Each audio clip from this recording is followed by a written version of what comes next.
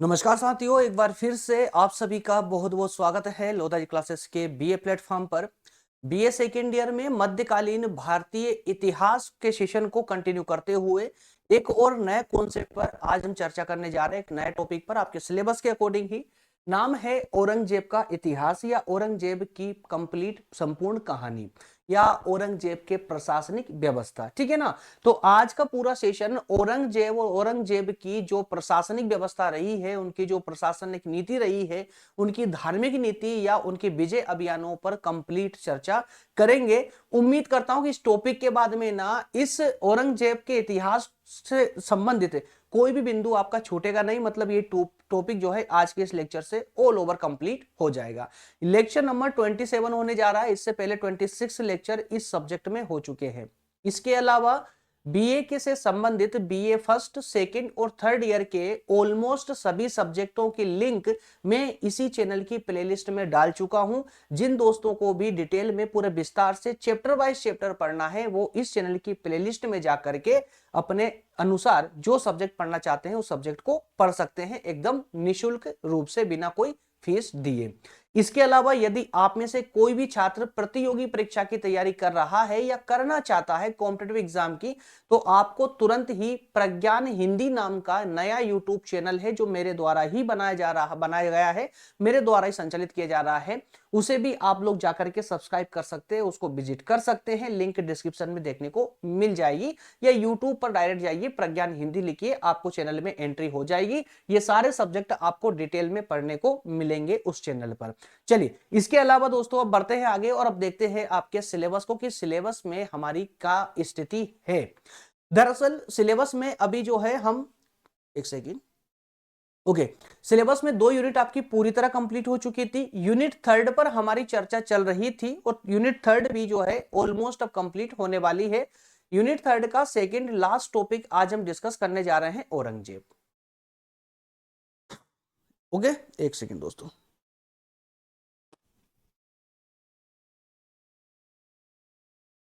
Sorry यार, थोड़ी बोलने में प्रॉब्लम हो रही थी। ओके, चलिए, तो थर्ड यूनिट का सेकंड लास्ट टॉपिक बचा है। इसके बाद में कल वाले सेशन के तुरंत बाद ही जो है यूनिट 4 हमारी स्टार्ट हो जाएगी। चलिए शुरू करते हैं, टेबल ऑफ कंटेंट में बढ़ते हैं, देखते हैं कि आज के इस पूरे लेक्चर में क्या क्या पढ़ने वाले हैं। अब चूंकि औरंगजेब के इतिहास पर या औरंगजेब की प्रशासनिक व्यवस्था पर चर्चा करने वाले हैं दोस्तों। अगर बात करें ना प्रशासनिक व्यवस्था की या मुगल साम्राज्य की, तो मुगल साम्राज्य में जितने भी शासक आए हैं, उन सभी शासकों में सबसे ज्यादा अगर कोई शासक विवादित था तो उसका नाम है औरंगजेब।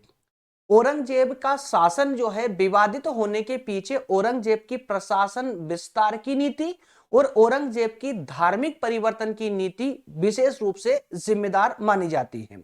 और उसी को आज हम कंप्लीटली पूरे विस्तार से डिस्कस करेंगे कि औरंगजेब का शासन इतना विवाद में भरा हुआ क्यों था। औरंगजेब पर इतने कई जो आसपास के अन्य संप्रदाय थे या अन्य राज्य थे, वो बार बार इनके विरुद्ध विद्रोह क्यों कर रहे थे, जबकि जितना संघर्ष औरंगजेब ने अपने शासन को चलाने में किया उतना संघर्ष संभवतः मुगल साम्राज्य में किसी अन्य शासक ने नहीं किया।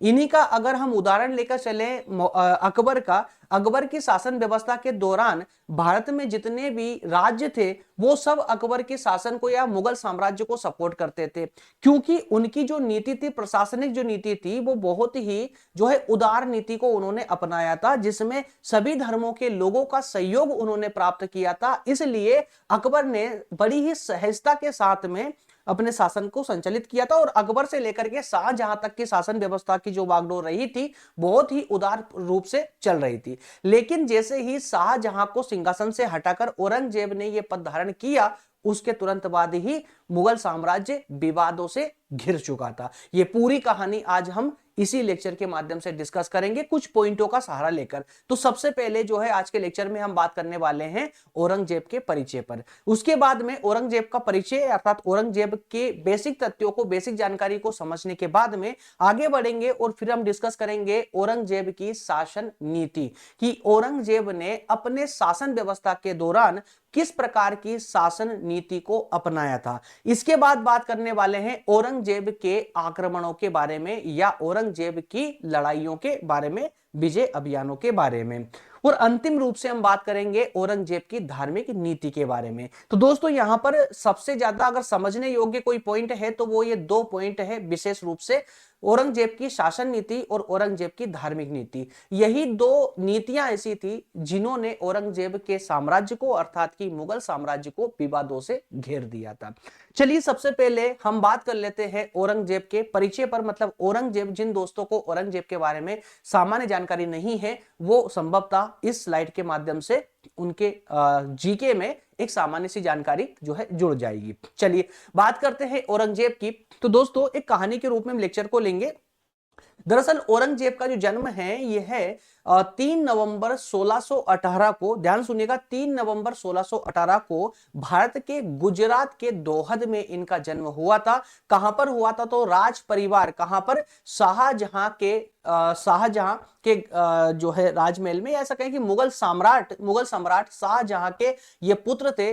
और मुगल सम्राट शाहजहां और मुमताज महल, है ना। अब शाहजहां और मुमताज महल की जोड़ी ताजमहल को देखकर के हर किसी को याद रहती है, सीधी सी बात है। तो शाहजहां और मुमताज के ये पुत्र थे। इन्होंने क्या किया 1658 में, कब? 1658 में, ध्यान से सुनिएगा, इन्होंने अपने पिता शाहजहां को सिंहासन से हटा करके और स्वयं मुगल साम्राज्य का जो सिंहासन था वो प्राप्त कर लिया था, उसको हासिल कर लिया था। दरअसल इसके पीछे कहानी ये थी कि औरंगजेब उस समय सूबेदार हुआ करते थे, उसके बाद में ये सेनापति बन जाते हैं और इस प्रकार से सेना पर पूर्ण नियंत्रण पाकर के ये अपने पिता के ही विरुद्ध, मतलब शाहजहां के विरुद्ध विद्रोह करके और शाहजहां को बंदी बना करके इन्होंने ये जेल में डाल देते हैं और खुद राजा मतलब सम्राट बन जाते हैं। इसी कहानी से मतलब 1658 से ही इनकी सम्राट की यात्रा शुरू होती है, जो कि इनकी मृत्यु अर्थात 1707 में जाकर के समाप्त होती है। तो कुल मिलाकर के ध्यान से सुनिएगा, 1658 में इनके शासन की यात्रा शुरू हुई, कब समाप्त हुई? इनकी मृत्यु के साथ, अर्थात कि 1707 में यह यात्रा समाप्त होती है। जैसा मैंने अभी थोड़ी देर पहले ही कहा कि औरंगजेब का शासन जो है बहुत ज्यादा विवादों से घिरा हुआ था, तो उसके पीछे जो कारण बताए गए हैं, उसके पीछे कारण था उनके साम्राज्य विस्तार की नीति और उनकी धार्मिक नीति। दरअसल दोस्तों साम्राज्य विस्तार की नीति के कारण उनके आसपास के जो राज्य थे वो कभी उनके मित्र नहीं बन पाए, वो उनके विरुद्ध हो गए। और धार्मिक नीति के कारण जो अन्य धर्मों के लोग थे, अन्य धर्मों की जनता थी, उन्होंने कभी भी जो है औरंगजेब के शासन को स्वीकार नहीं किया, अर्थात औरंगजेब का कभी भी समर्थन नहीं दिया। तो इस प्रकार से साम्राज्य विस्तार की नीति और धार्मिक नीति, ये दोनों ही नीतियां इनके साम्राज्य के पतन का प्रमुख कारण बनती है आगे चल करके। उन्होंने धार्मिक नीति के अंतर्गत कुछ ऐसे कदम उठाए जो कि पुराने जो मुगल साम्राज्य के शासक थे वो भली भांति समझते थे कि यदि उनको सफलतापूर्वक शासन चलाना है तो देश में जितने भी धर्मों की जनता है सभी धर्मों का सहयोग उनको प्राप्त करना होगा, और उन सभी को नजर में रखते हुए ही अन्य शासकों ने साम्राज्य किया था। लेकिन औरंगजेब जो है एक कट्टर प्रवृत्ति का व्यक्ति था, कट्टर जो है इस्लामिक व्यक्ति था। इसी कारण से उसने क्या किया कि उसने अकबर के समय में या अकबर के द्वारा जो जजिया कर समाप्त कर दिया गया था, उस जजिया कर को फिर से उसने लागू कर दिया। ठीक है, औरंगजेब ने जजिया कर को फिर से लागू कर दिया और हिंदू मंदिरों को नष्ट करना प्रारंभ कर दिया। हिंदू मंदिरों को नष्ट करना प्रारंभ किया, तो जजिया कर को वापस से लागू कर देना, हिंदू मंदिरों को तोड़वाना, ये कुछ इस प्रकार की इनकी धार्मिक नीति थी, जिसके कारण से इनका प्रशासन विवादों से घिर गया। आसपास के जो अन्य हिंदू राज्य थे या जो राज्य स्वतंत्र राज्य थे वो औरंगजेब के शासन के विरोधी हो गए, और इन विरोधियों में मराठा, जाट, सिख और राजपूत जो है प्रमुख थे। और अब लगातार औरंगजेब के शासन पर अर्थात मुगल साम्राज्य के विरुद्ध मराठा, जाट, सिख और राजपूत निरंतर रूप से विद्रोह करने लगे। और इसी दौर में औरंगजेब का पूरा शासन जो है इनके विरोधों के प्रति संघर्ष करने में ही इनकी पूरी शासन व्यवस्था या इनकी पूरी उम्र निकल गई। और आगे चल करके जब इन्होंने निरंतर विद्रोह किए, मराठा, जाट, सिख और राजपूत राज्यों ने जब निरंतर विद्रोह किए, तो निरंतर विद्रोह के कारण ही मुगल साम्राज्य की नींव अब कमजोर पड़ने लगी थी, जो कि अकबर या शाहजहां के समय तक भी व्यवस्थित थी, व्यवस्थित साम्राज्य चल रहा था। औरंगजेब के समय में अब उसकी नींव कमजोर पड़ने लगी थी, कई राज्य धीरे धीरे स्वतंत्र होने लगे थे और अब मुगल साम्राज्य पतन की ओर आगे बढ़ रहा था। आखिरकार 3 मार्च 1707 को औरंगजेब की मृत्यु हो जाती है और औरंगजेब को महाराष्ट्र के खुलदाबाद में दफना दिया जाता है। और औरंगजेब के दफनाने के बाद से ही इनके संपूर्ण या कहें कि मुगल साम्राज्य, कहा जाता है कि सिर्फ औरंगजेब को ही उस समय 1707 में नहीं दफनाया गया था, बल्कि साथ ही साथ में मुगल साम्राज्य को भी औरंगजेब के साथ दफना दिया गया था। क्यों? क्योंकि औरंगजेब के बाद में जो है मुगल साम्राज्य का धीरे धीरे पूरी तरह पतन हो जाता है। खैर, आगे की पूरी कहानी हम आगे कंटिन्यू करेंगे। तो फिलहाल जो है हमने बेसिक तथ्यों पर चर्चा की है औरंगजेब के परिचय के अंतर्गत। अब हम बात करने वाले हैं इनकी शासन नीति की। दोस्तों, इनकी शासन नीति को मैं यहां पर विस्तार से नहीं जाऊंगा, विस्तार में कुछ पॉइंट आपको यहां पर बता के जाऊंगा, है ना। उस पॉइंट के आधार पर जब आप अपनी पुस्तक में औरंगजेब की शासन नीति को पढ़ोगे तो मैं गारंटी से बोलता हूं 100% आपको समझ जाएगी। बस कुछ पॉइंट में यहां पर बताने वाला हूं, उन पॉइंटों को ध्यान से सुन लीजिए। औरंगजेब की शासन व्यवस्था के अंतर्गत उन्होंने कुछ महत्वपूर्ण कदम उठाए, कुछ महत्वपूर्ण निर्णय लिए। उनमें से एक महत्वपूर्ण निर्णय तो यह था, उनके समय में जो सिक्के चल रहे थे, जो मुद्रा चल रही थी, उस मुद्रा पर पहले कलमे लिखे हुए थे, ठीक है ना, कलमे लिखे हुए थे। तो वो कलमा लिखवाना औरंगजेब ने उन सिक्कों पर बंद करवा दिया। बंद करवाया ये महत्वपूर्ण नहीं है, बल्कि महत्वपूर्ण यह है कि इनको बंद करवाने के पीछे उसने कारण क्या बताया, वो ज्यादा महत्वपूर्ण था। उसने बंद करवाने के पीछे कारण बताया कि काफिरों के हाथ से ये सिक्के अपवित्र हो जाते हैं। काफिरों के, काफिर किसको बोलते हैं आप समझते हैं ना, मतलब गैर मुस्लिम हर व्यक्ति को काफिर बोला जाता है। तो काफिरों के हाथों से ये सिक्के अपवित्र ना हो, इसके लिए इस सिक्कों से कलमे हटा दीजिए, पहला कदम। दूसरा कदम, ये सब शासक बनते ही, है ना, कुछ महत्वपूर्ण कदम उठाए थे। दूसरा, नौरोज का उत्सव, नौरोज का उत्सव मनाना भी पूरी तरह बंद करवा दिया। दरअसल नौरोज उत्सव जो है ये फारसी नव वर्ष माना जाता था, फारसी नव वर्ष के रूप में, एक त्योहार के रूप में इसको मनाते थे। इसे मनाना भी औरंगजेब ने बंद करवा दिया, इसको प्रतिबंधित कर दिया। इसके अलावा इतना ही नहीं, आगे चलकर के उन्होंने नशीले द्रव्यों के क्रय विक्रय पर भी प्रतिबंध लगा दिया। और सिर्फ इतना ही नहीं, बल्कि नशीले द्रव्यों का सेवन करने वाले को मृत्यु दंड तक की सजा सुना दी गई। इसके बाद में अन्य कदमों में उन्होंने नष्ट प्राय जो मस्जिदें थी, जो मस्जिदें जर्जर हो रही थी, पुरानी हो रही थी, उनका पुनरुद्धार करवाया और उनकी देखरेख के लिए इमाम एवं मुअज्जिन की व्यवस्था भी की गई। लेकिन जो ये मस्जिदें पुरानी थी, उनका तो उनकी रिपेयरिंग करवाई, पुनरुद्धार किया, लेकिन नई मस्जिदों का भी निर्माण इन्होंने अपने शासनकाल में कई नई मस्जिदों का निर्माण करवाया, जो कि जहां जहां हिंदू मंदिरों को तोड़ा गया, उन मंदिरों के स्थान पर मस्जिदों का निर्माण करवाते गए। इसके अलावा झरोका दर्शन को इन्होंने गैर इस्लामिक मान करके इसे भी बंद कर दिया। ये झरोका दर्शन अकबर के समय में प्रारंभ किया गया था। दरअसल क्या होता है झरोका दर्शन दोस्तों, आप इस पिक्चर में देख पा रहे हैं, इसमें ऊपर बालकनी में राजा है, नीचे जनता है, ठीक है, ऊपर बालकनी में राजा, नीचे जनता है। दरअसल एक फिक्स दिन, एक दिन निर्धारित किया जाता था, उस दिन राजा बालकनी में आते थे, ऊपर छत के ऊपर बालकनी में आते थे और नीचे जनता खड़ी होती थी। ये जनता से फेस टू फेस रूबरू होते थे, उनकी समस्याएं सुनते थे। इसको कहते थे झरोका दर्शन। इस झरोका दर्शन को गैर इस्लामिक मानते हुए, सिर्फ इसमें जो दर्शन शब्द शामिल है ना, इस कारण से इसको गैर इस्लामिक मान लिया इन्होंने और इसको बंद करवा दिया। इसके अलावा दरबार में संगीत और ज्योतिष को भी पूरी तरह वर्जित कर दिया, सती प्रथा और दास व्यापार को पूरी तरह निषिद्ध कर दिया। तो हम ये कह सकते हैं कि कुछ जितने भी उन्होंने कदम उठाए हैं अपने शासन व्यवस्था के अंतर्गत, जरूरी नहीं है कि हर कदम या हर निर्णय सबके लिए नुकसानदायक था, बल्कि ऐसा नहीं है, कुछ लोगों के लिए कुछ निर्णय नुकसानदायक थे, कुछ लोगों के लिए कुछ और। तो इस तरह से ये सब के जो है निशाने पर धीरे धीरे अपनी इन्हीं शासन नीतियों के कारण आने लगे थे। चलिए आगे बात करते हैं औरंगजेब के विजय अभियानों की। विजय अभियानों के अंतर्गत दोस्तों वैसे तो इनके कई आक्रमण थे, कई युद्ध लड़े इन्होंने, लेकिन इसके अलावा जो महत्वपूर्ण युद्ध है ना, उन पर हम चर्चा करेंगे, है ना, एक स्टोरी की तरह ही करेंगे। हालांकि जब आप किताब से पढ़ोगे ना तो आपको एक पूरा क्रम मिलेगा, कि 1662 में कहां किया, 1664 में कहां आक्रमण किया, 70 में, 74 में कहां किया, पूरा एक क्रम मिलेगा। लेकिन यहां पर आपको क्रम देखने को नहीं मिलेगा, क्योंकि मैं यहां पर कुछ महत्वपूर्ण जो उनकी समय की घटना थी उन घटनाओं पर ही डिस्कस करूंगा। इनको समझने के बाद में यदि आप किताब पढ़ते हैं तो मेरी गारंटी है 100% वो किताब समझ आएगी, और एक बार के बाद दूसरी बार आपको किताब पढ़ने की आवश्यकता नहीं पड़ेगी। चलिए सबसे पहले बात करें तो बीजापुर राज्य पर विजय, औरंगजेब ने बीजापुर राज्य पर विजय प्राप्त की। दरअसल अगर आप कंटिन्यू लेक्चर ले रहे हैं, यदि आपने शिवाजी महाराज वाला इससे पहले वाला लेक्चर लिया होगा, तो इस बीजापुर की कहानी से आप पूरी तरह परिचित हो चुके होंगे। 1662 में आदिल शाह की मृत्यु हो जाती है, जो बीजापुर के सुल्तान हुआ करते थे, है ना। बीजापुर के सुल्तान आदिल शाह की मृत्यु कब? 1662 में।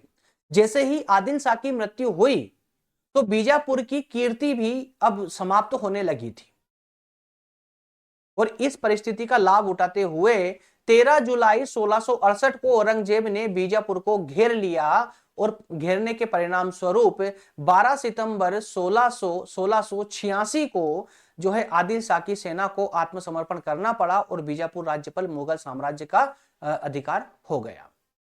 हालांकि इतनी आसानी से नहीं हुआ था।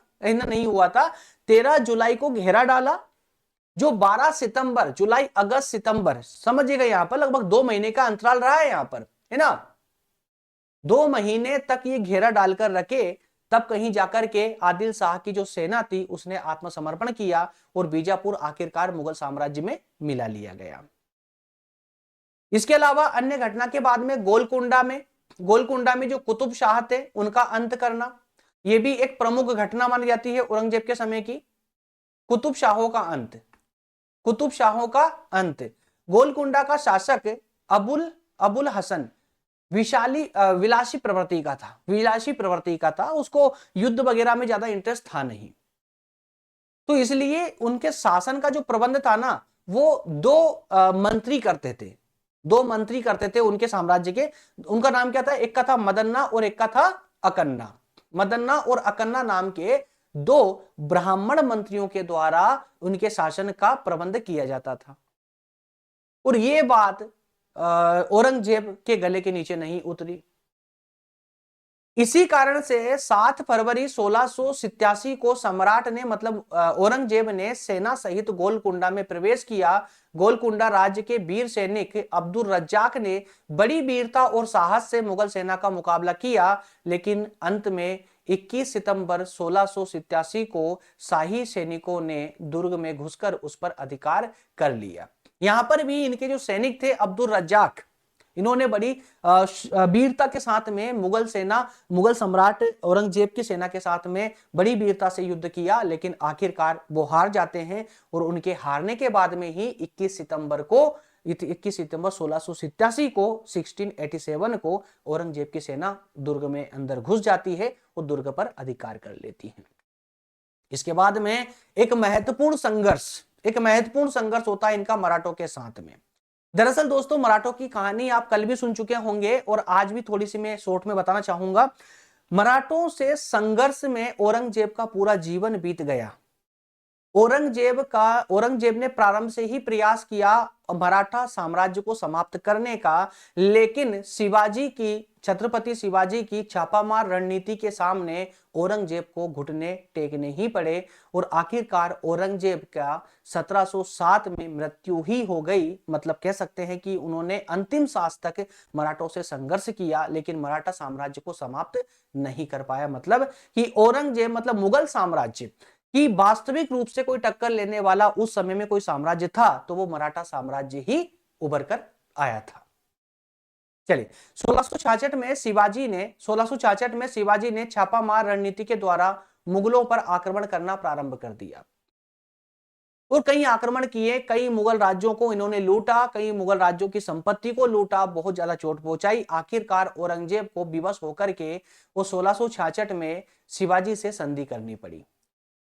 औरंगजेब को यहां झुकना पड़ा और उनसे शिवाजी से संधि करनी पड़ी। उसके बाद भी, संधि के बाद भी, मतलब संधि के 4 साल बाद फिर से शिवाजी ने फिर से मुगल राज्यों पर या मुगल क्षेत्रों पर आक्रमण करना फिर से प्रारंभ कर दिया। और इन आक्रमणों के दौरान शिवाजी ने मुगलों के कई प्रदेशों को जीत भी लिया। अब औरंगजेब से ये बात जो है गवारा नहीं हुई और औरंगजेब ने बहादुर खां को शिवाजी को दबाने या उनकी मृत्यु के लिए जो है बहादुर खां को भेजा। लेकिन बहादुर खां ने भी 5 वर्ष तक प्रयास किया कि वो किसी भी प्रकार से शिवाजी को, छत्रपति शिवाजी को हरा दे या किसी प्रकार से जो है उनको समाप्त करके और मराठा साम्राज्य पर अधिकार कर ले। 5 वर्ष के प्रयास के बाद भी बहादुर खां असफल ही रहा। आखिरकार 1674 में बड़ी धूमधाम से शिवाजी का राज्याभिषेक किया गया और 1674 से 1680 ईस्वी तक शिवाजी ने निरंतर विजय हासिल करके मराठा साम्राज्य का विस्तार किया। औरंगजेब ने अपने जीवन के अंत तक मराठों से संघर्ष करता रहा, लेकिन वह फिर भी सफल नहीं हो पाया। यह कहानी थी मराठों से संघर्ष की।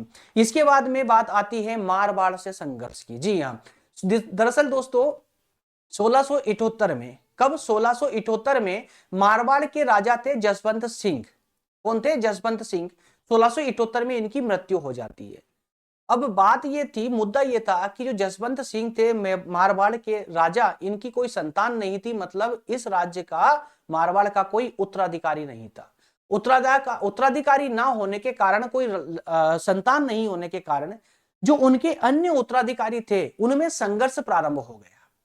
जसवंत सिंह की मृत्यु के बाद में उत्तराधिकारियों में संघर्ष प्रारंभ हो गया और इसी संघर्ष का लाभ उठाते हुए औरंगजेब ने मारवाड़ को मुगल साम्राज्य में मिला लिया। लेकिन मारवाड़ के जो राजपूत थे उनको ये बात स्वीकार नहीं हुई और उन्होंने मुगल सत्ता के विरुद्ध विद्रोह करना प्रारंभ कर दिया। कई वर्षों तक संघर्ष चलता रहा। अंत में औरंगजेब की मृत्यु के बाद में मारवाड़ के अन्य राजपूत अनीत सिंह आते हैं और मारवाड़ पर फिर से अधिकार करके अपनी स्वतंत्र सत्ता स्थापित कर लेते हैं।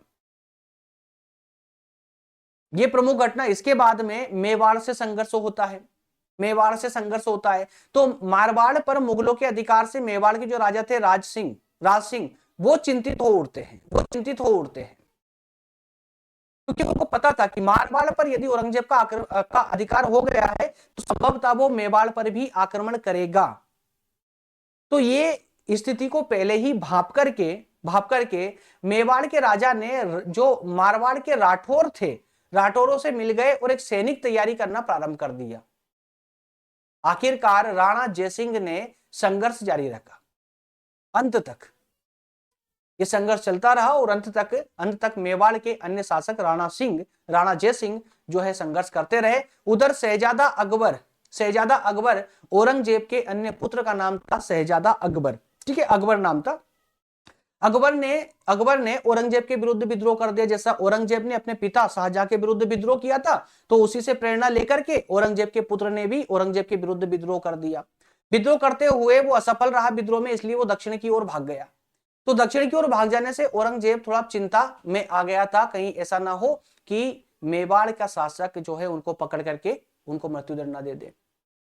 चिंता उनकी बढ़ गई, इसलिए औरंगजेब को मजबूर होकर के मेवाड़ से संधि करनी पड़ी। ये 5 प्रमुख घटनाओं पर मैंने चर्चा की है जो औरंगजेब के शासनकाल में घटित हुई है। ये 5 चर्चाएं जो है आपके एग्जाम के दृष्टिकोण से जो है पर्याप्त होगी, इससे भर जाने की आपको आवश्यकता नहीं होगी। अच्छा, इसके बाद में अंतिम पॉइंट है हमारा औरंगजेब की धार्मिक नीति। क्या थी औरंगजेब की धार्मिक नीति? जरा आइए, थोड़ी सी ये जो है अजीब है, इसी कारण से इनका प्रशासन जो है ना विवाद का मुद्दा बना था, तो लेकिन इसको पढ़ना आवश्यक है। दरअसल मुगल साम्राज्य के उत्थान का एक बड़ा कारण अकबर की उदारता और धार्मिक सहिष्णुता की नीति थी। जैसा कि आप समझते हैं, अगर किसी भी साम्राज्य का उत्थान होता है ना, उदय होता है ना, तो उसके पीछे सबसे बड़ा कारण होता है कि किसके कारण उसका उदय हुआ है। मतलब जो पहला शासक होता है उसकी उदारता, उसकी धार्मिक नीतियां, उसकी जनता को लेकर चलने की नीतियां सबसे बड़ी जिम्मेदार होती है। तो मुगल साम्राज्य का जो सबसे ज्यादा उत्थान हुआ, सबसे ज्यादा उन्नति हुई, वो सबसे ज्यादा उन्नति अकबर के समय में हुई थी। क्यों? क्योंकि अकबर ने कुछ इस प्रकार से सेटल किया थे अपने आसपास के राज्यों को और अपने राज्य की जनता को कि सब एक शब्द में, एक स्वर में अकबर का समर्थन करते थे। चाहे कोई से भी, किसी भी धर्म का व्यक्ति होगा, अकबर का समर्थन करते थे। इसलिए मुगल साम्राज्य का सबसे ज्यादा उत्थान अकबर के समय में हुआ था। फिर चाहे अकबर की उदारता कहें, चाहे अकबर की धार्मिक सहिष्णुता की नीतियों को कहें, अकबर को हिंदू जनता का पूरा सहयोग प्राप्त हुआ था। हिंदू जनता का पूरा सहयोग प्राप्त हुआ था। लेकिन वहीं औरंगजेब की जब कहानी आती है, तो औरंगजेब चूंकि एक कट्टर सुन्नी मुसलमान था, इसलिए उसकी धार्मिक नीतियां एकदम अलग थी। वो जैसे ही कट्टर सुन्नी मुसलमान औरंगजेब के शासन मतलब सिंहासन पर बैठते ही मुगल साम्राज्य की जो नीतियां थी, साम्राज्य विस्तार की नीति हो, चाहे वो धार्मिक नीति हो, सब में बहुत बड़ा परिवर्तन आया। क्या परिवर्तन आया? आइए एक एक करके सुनते हैं। औरंगजेब के शासक बनते ही जो पहला कदम उन्होंने उठाया, मंदिरों को विध्वंस करना। दरअसल सिंहासन पर बैठते ही औरंगजेब ने कई फरमान जारी किए। उन फरमानों में स्पष्ट था कि किसी भी मंदिर का निर्माण ना किया जाए, मंदिर के निर्माण को अनुमति ना दी जाए। जैसे ही औरंगजेब का यह फरमान जारी हुआ, जो मंदिर थे से कई मंदिरों को तोड़ना प्रारंभ कर दिया। कई मंदिर टूटना प्रारंभ हो गए। मंदिरों के स्थान पर मस्जिदों का निर्माण प्रारंभ कर दिया गया। 1669 ईस्वी में उसने फिर से एक आदेश जारी किया और उस आदेश में लिखा था, काफिरों के मंदिर और शिक्षा संस्थाओं को नष्ट कर दिया जाए। इस प्रकार के आदेश जारी हुए जिससे हिंदू जनता पूरी तरह से औरंगजेब की विरुद्ध हो गई। इतना ही नहीं दोस्तों, आगे चलकर के इन्होंने फिर से आदेश जारी किया।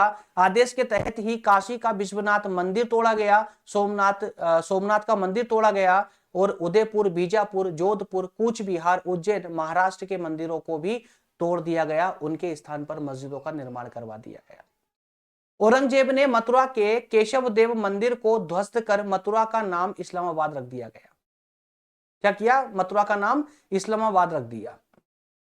इतना ही नहीं, उसने हिंदू मंदिरों की जो मूर्तियां थी उनको तोड़ करके मस्जिदों के जो सीढ़ियां होती है ना, सीढ़ियां, उन सीढ़ियों में हिंदू मंदिरों की मूर्तियों को ला करके और उन मस्जिद की जो सीढ़ियां उसमें तोड़कर उन मूर्तियों को डलवा दिया गया, सीढ़ियों में डलवा दिया गया। जो आजकल आप खुदाई में देखते हैं निरंतर न्यूज में, है ना, कहीं सीढ़ियों में कहीं पर मूर्तियां निकलती हैं। तो ये कार्य जो है औरंगजेब के शासनकाल में ही किया गया था। इसके अलावा हिंदुओं पर जजिया कर। दरअसल दोस्तों अकबर ने इस जजिया कर को समाप्त कर दिया था। जजिया कर क्या होता है?